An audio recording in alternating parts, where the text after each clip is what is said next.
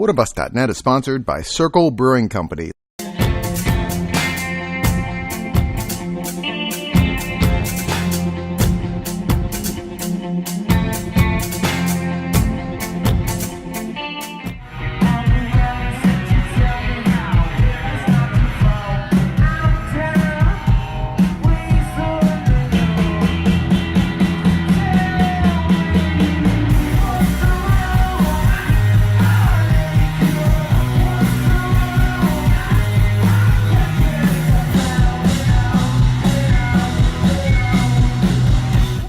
So South by is a place with lots of things to do, aside from the prescribed music concerts. Sure, there's interactive and there's music and there's film, but there's plenty to do outside of that. There's sports now too? There's sports now too. Okay. I mean, I don't go to that stuff. Okay, but, sports and comedy. Yeah. But there's plenty of stuff to do outside of that. Oh my God, there's so many big, expensive installations. I keep thinking in 10 years it's going to look like San Diego Comic-Con. Yeah, they are going neck and neck with each other. I'm not complaining, quite frankly. I'm not either, because at the installations at San Diego Comic-Con, they don't give you booze and free food. Yes, and this place is lousy with free beers and free food and free open bars. I, however, am the master of accomplishing the best deals at one, and once again this year I feel like I found the spot. Dude, you're like a truffle pig when it comes to these things. I smell them out. It's the first time somebody's going to compare you to a pig in a good way. Yeah, I'll take it. But yeah, if you come to South by Southwest, you want to get to be friends with this guy. But there were a lot of things that everybody knew about, and one of the big ones, of course, the show Good Omens, which is premiering on Amazon Prime, which is next to the Avengers film, is my most anticipated media thing for this year. I am an angel. You are a demon. We're hereditary enemies. Get thee behind me, foul fiend. After you. It's funny because, hearing you talk about Good Omens, clearly everybody knew about this. And a lot of times with these installations, I'm always already like, well, everybody's going to watch your show, your movie anyway. Why'd you do all this? But I had no idea there was a Good Omens TV show coming. And you read the book, right? Yes. Okay, so the book is by, the original book by Neil Gaiman, who of course is most famous probably for doing The Sandman and American Gods. And Terry Pratchett sadly departed from the world in 2015 after a long battle with, I believe, Alzheimer's.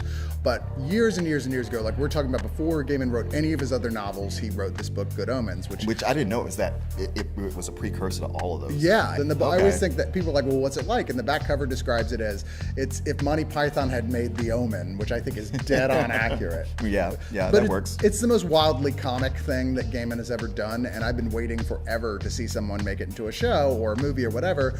So yes, this is finally happening. They've been everywhere this year at South by, down to like being the decals on all the buses. Oh yeah, no, they got angels and demons walking around all over downtown Austin. And they integrated the special event along with some sort of animal shelter here in town. I'm not sure which one, where they're trying to get people to adopt dogs, which they've labeled as hellhounds in training. In the book, it's a funny bit, and obviously in the show as well, where they assign this character who is supposed to be the Antichrist, but he was accidentally switched to a normal family instead of the family that raises them to be evil. So he's got all these powers he doesn't know about, and they assign him a hellhound to find him. And so this monstrous hound comes out, but it's supposed to adapt itself to whatever the Antichrist wants, so he turns into an adorable little puppy. As you do. This cast is amazing, with David Tennant playing a demon and Michael Sheen playing an angel who've been around since the very beginning, since Genesis, and have been here so long that they've actually more or less become friends. And when they find out the apocalypse is on the way, they decide to team up surreptitiously against the will of both of their respective teams to try and stop the apocalypse because they like Earth. Like, I really enjoy it here. I know, why you want to ruin that? There's a lot of the book where he's like, can you imagine no more going into bookstores with coffee shops in the front, spending hours browsing through dusty old tomes to the angel? What would you even do without that? I can identify. So thrilled the show's coming out, and the installation was really cool. Yeah, they took one of the big parking lots in Austin, like right next to a big drinking zone, and turned it into, I guess, the Garden of Earthly Delights with sushi and chicken wings and Frito pies and wine and beer Yeah. and bourbon. Going back my second time, the bartender with the bourbon is an old friend of mine. So it was really easy to go, hey man, top me off again. I talked to one guy playing because I was trying to get these guys to play act, and I finally got one of them to do it. Oh, really? I'm here with the Angel Purity.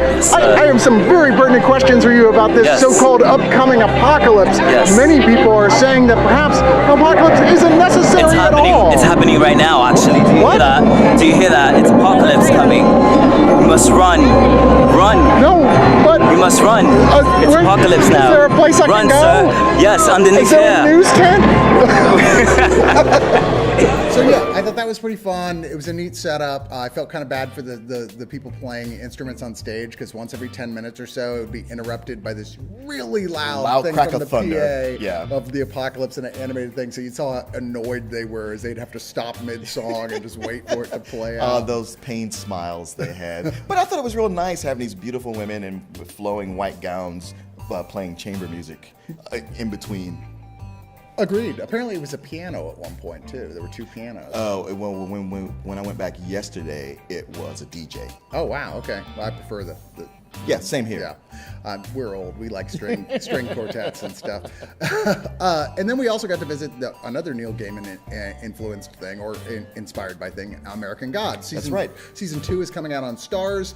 They did not quite do the presentation that they did for Good Omens, to be sure. You don't want to upstage the other Neil Gaiman property that's right there, especially when you can't. But we had fun. They had like sets from the show, and you can see here in some of these images where Martin and I were being a little goofy and said sets. It was fun, but the most fun part was, of course, we got to hang out with the guys, and that had an unlimited bar. So hooray! Yeah. Always good. So what else did you encounter that was really cool for that sort of thing this year? Man, I feel like I didn't come across nearly as much stuff as I have in previous years. I checked out a couple of booths, talked to people.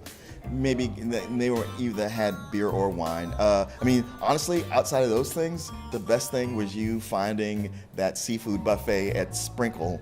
The media company Sprinkle took over a restaurant at the JW Marriott.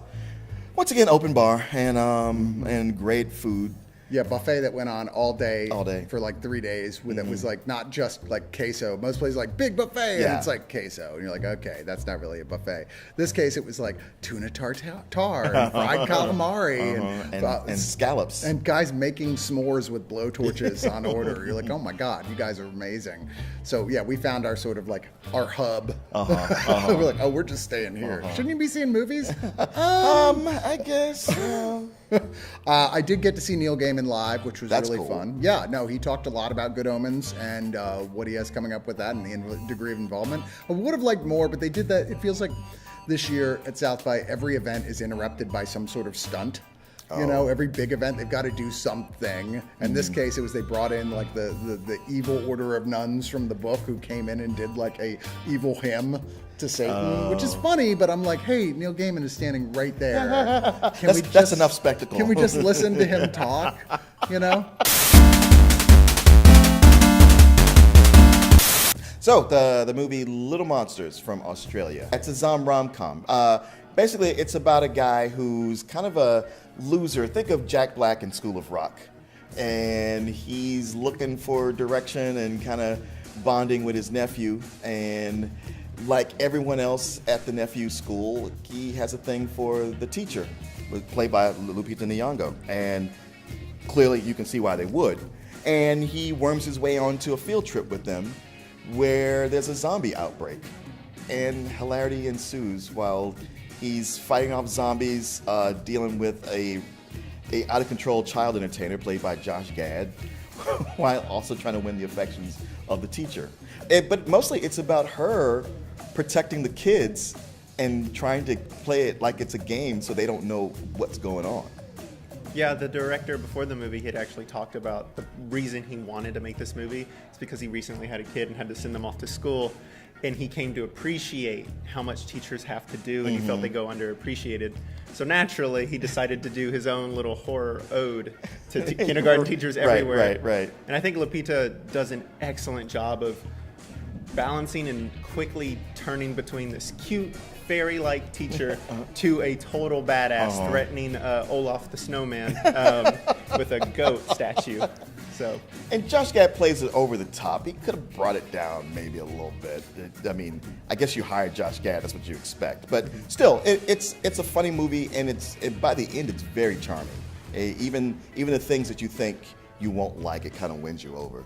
Yeah, I didn't expect any of the heart moments to really get me near the end, Right. but because it's a bunch of kindergarten kids, it's very easy for the movie to get you to feel when someone's going into like an allergic shock reaction, or they're just like finally coming to terms with, oh wait, we might die, and having kids freak out about it is easy way to tug on the heartstrings. Yeah. The movie it knows how to play the tones well. Which I'm discovering is not as easy of a feat as one might think it is.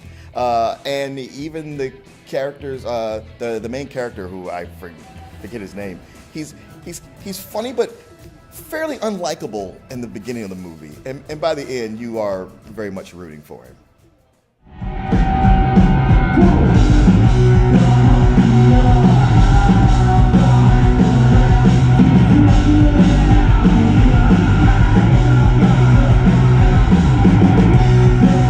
Oneofus.net is sponsored by Circle Brewing Company, located in Austin, Texas at 2340 West Breaker Lane, Suite B. You can go visit them there at their both brew pub and brewery and try a lot of their seasonals that they have there, or you can get their beers in various stores around town and even, from what I'm told, outside of Texas. Please check out Circle Brewery and their many fine craft beers, sponsor of Oneofus.net.